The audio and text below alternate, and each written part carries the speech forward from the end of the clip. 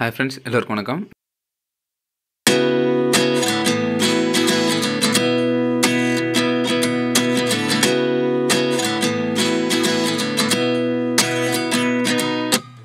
At 29 and I find myself wondering what did happen to the last 10.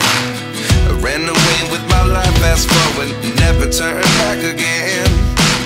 It's kind of funny that the more we pass time, the more we need to set them rewind.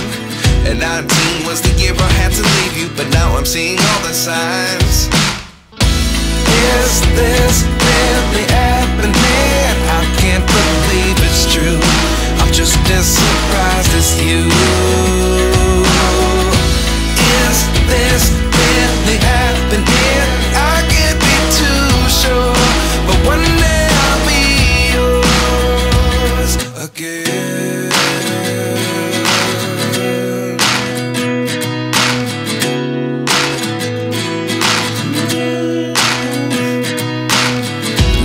Lessons come one in a dozen, the other 11 get something from nothing.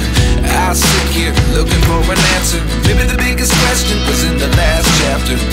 You gave me the soul I have today. Without you I never could have moved away, but now I seek what you teach. I do believe